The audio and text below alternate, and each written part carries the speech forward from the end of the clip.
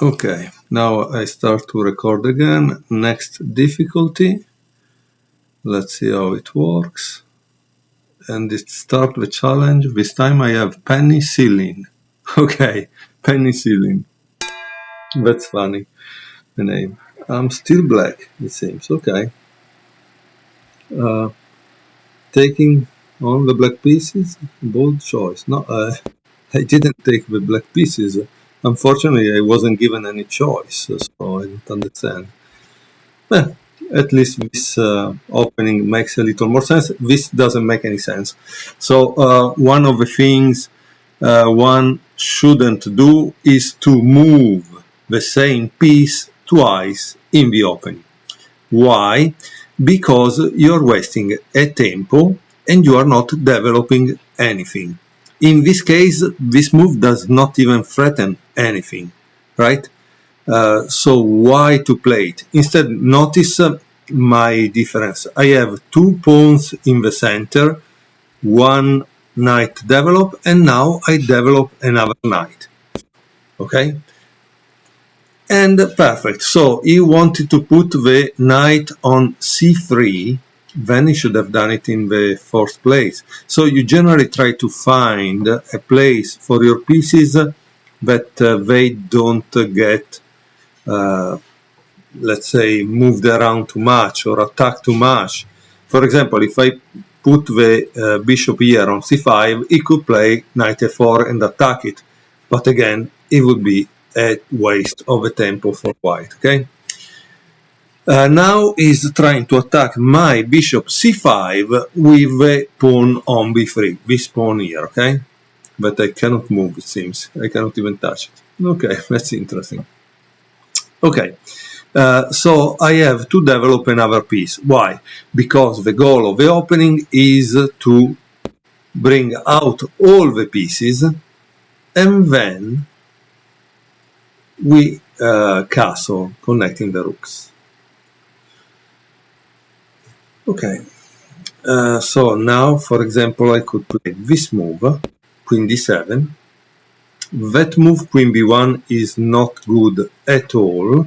It would have been better to move this knight on g1 or to find a way to develop the bishop on f1.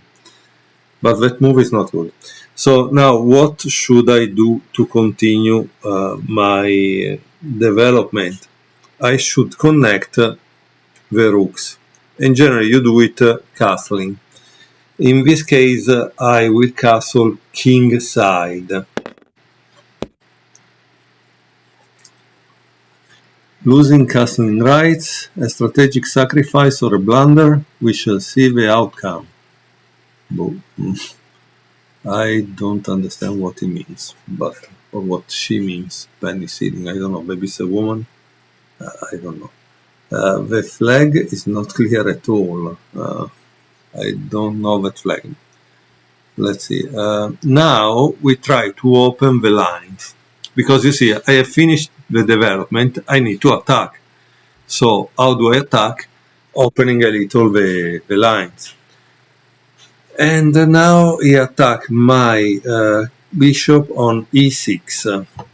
Generally, it's a good idea to keep both the bishops because they give you more squares as control. But I would like also to do one thing. I would like to try to attack on f2 and see what happens, okay? Oh, very good. So we see that at least this bot is a little better than the previous one. This one is actually trying to do something. And what should I do here? At this point, we are in the middle game. The middle game, we need to try about 3 questions. The first one is, can I give check? Yes, I could give check playing bishop takes f2. But if I do that, unfortunately the knight takes, what do I gain? I don't know. Nothing special, right? So once I see that I cannot give check is, can I take an opponent piece? Yes, I could take this pawn here, for example. Not very, very useful, but at least it could open a little the line. Or maybe I wait a second, okay? Since sometimes, like when you move a pawn, you cannot go back, so you must be a little wary of trying to move your pawns without being certain 100%. And then, can I attack something of the opponent, obviously? Also, in this case, I think it's possible. For example, I was thinking this pawn e3. You say, why pawn e3? Because if it takes, okay, I can take with this and have control of the squares where the king could go if he tries to castle. So I block everything. If he plays f3 instead, I go on knight f2, takes, and I take with the pawn, and he really needs to move his king. So at that point, he's not in a good situation. And that's a possibility. Another possibility would be to support the central pawn with something like pawn f5 and then move on. I don't know. There are many, many possibilities. Notice, I think I would like to try e3 because I think it's not a bad move. Very good. Very good. So now,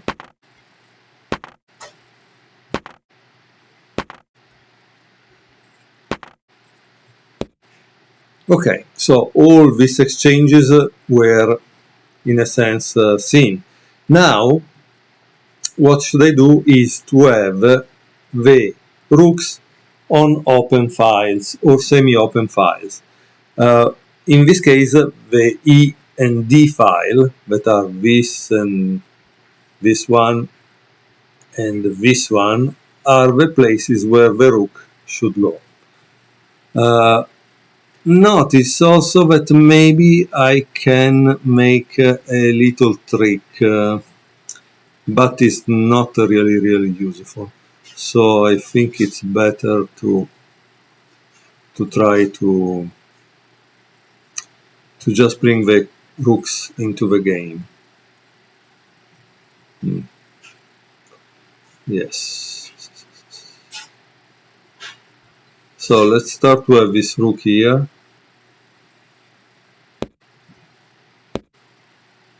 Okay. Now, for example, this knight is not doing anything. Why I don't try to put it here? That could be a kind of annoying threat. So I want to start to use it.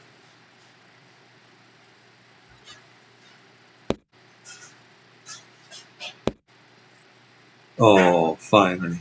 Finally our friend has shown the true colors.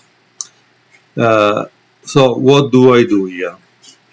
If I do knight f2, he can move a thing, maybe not so good for me. Or I could do bishop f2 and he moves the king. Well, I don't know. Knight f2 seems interesting, a little more interesting. Let's see.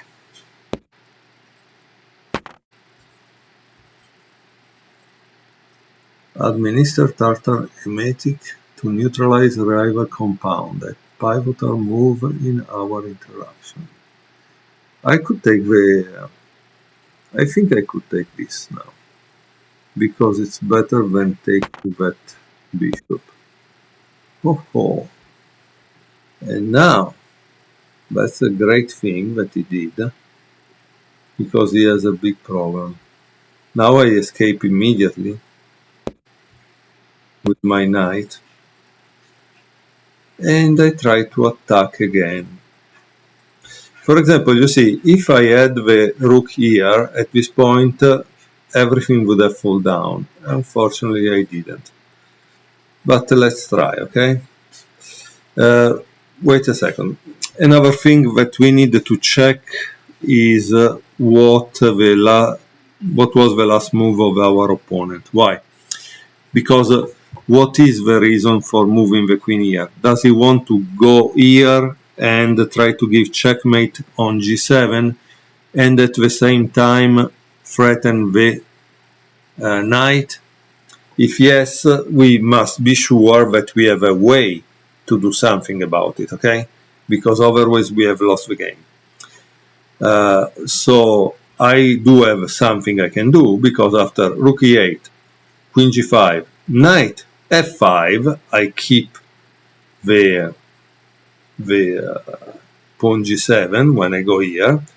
I am also threatening the bishop d4. So that's why I can actually play this. Very good, even worse. So what do I do now? I can, oops, what did I do? What did I do? Okay. So I can take this, and he will take with this queen probably, because if he takes with a king, I gobble another pawn, and that's not a good idea for him, right? But it's something I should do. Oh, very good. So this is a mistake. I don't understand, however, why someone that is 856 gives me a free pawn. Doesn't make much sense, right? However, again, before moving, we need to be sure, because things can happen, okay? So, check. And then I need to... I could take here, no? But I have a problem here with this pawn that is attacked by this queen. So I would like to lift the rook. But if I lift the rook, he can play rook f1 and attack here. Quite bad, okay? So I don't know, again, sometimes you need to think before moving for a while.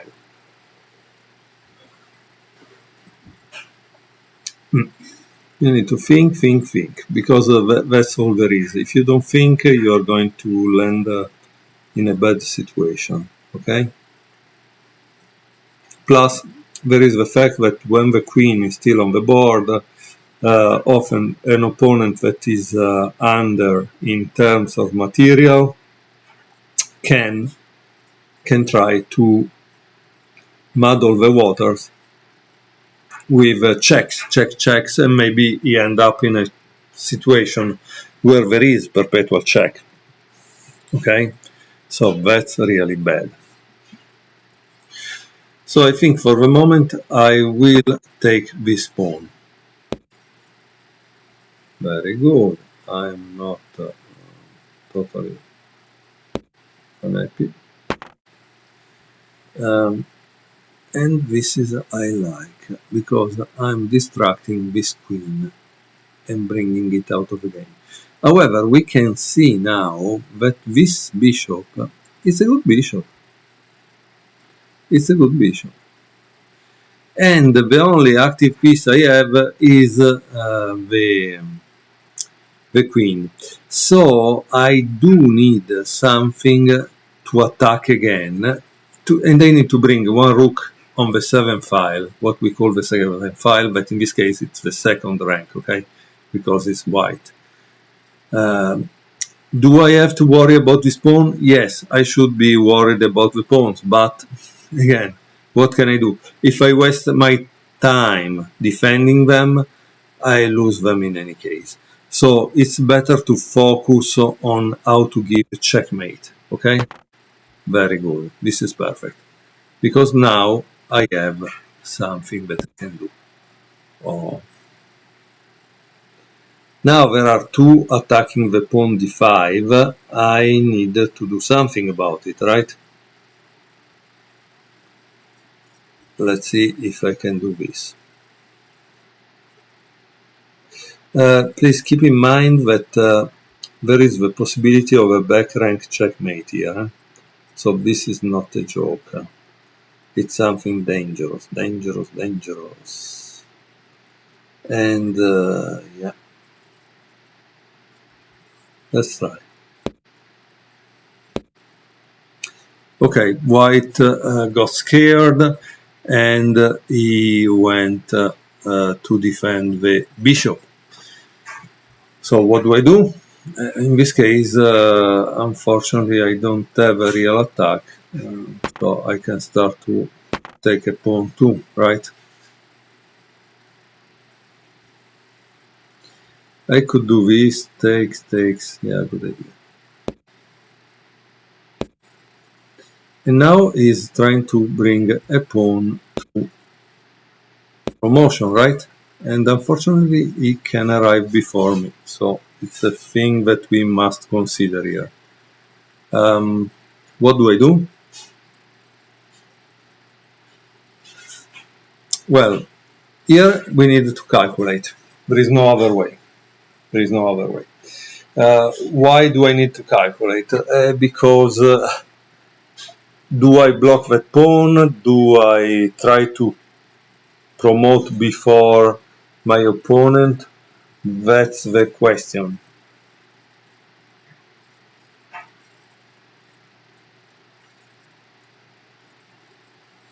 For example, I take, he takes, and here I can give a check that would prevent this from moving, and then I push. That's a possibility.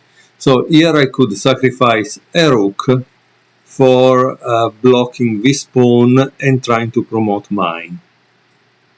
Again, does it work or not? I think this is a critical moment in which one must be very careful. Let's say, however, one thing. Rook takes f2, rook takes f2, queen d4. What does it do?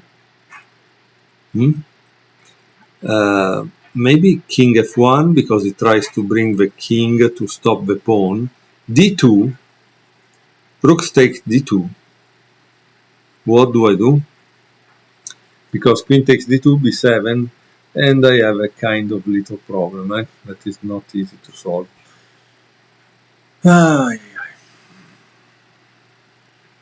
Or I could play rook b2, for example. And if he plays b7, it doesn't matter, because also b8 is controlled by two rooks at that point. And then I make d2 and d1. That's a possibility, right? Yeah. Let's try.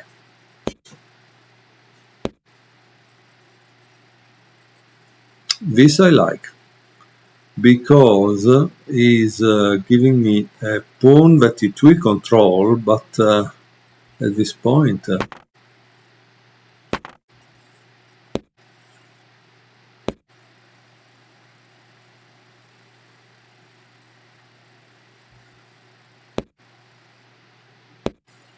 okay, so watch now. Now I bring my king into the game,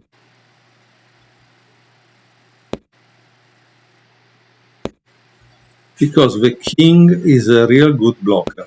Why? Because guess what?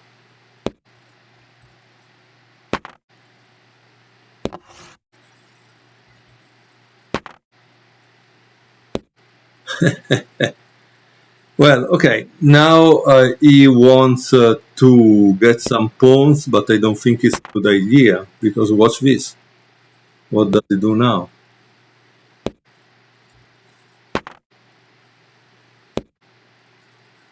And yes, I have lost this pawn, but again, I can attack. Yeah, who cares? And now the game is over, okay? Because I have clearly a material advantage that it's impossible to beat. What do I do in this case? Quite simple.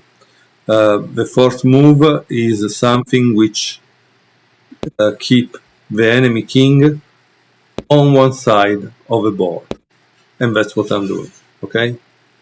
Then once we have the enemy king on one side of the board, I continue to give him check, to give him checkmate, right? How do I do that? Tack, watch this, tack, and now it's game over, okay? So it took 20 minutes to beat this player called Penny Cillin 856. Maybe also because I commented extensively the game. It would be interesting if they would put the coordinates, because I think some people don't know how to read the board, okay? And I will stop the video here. So this is how we beat Penny Cillin. Let's go to the next player.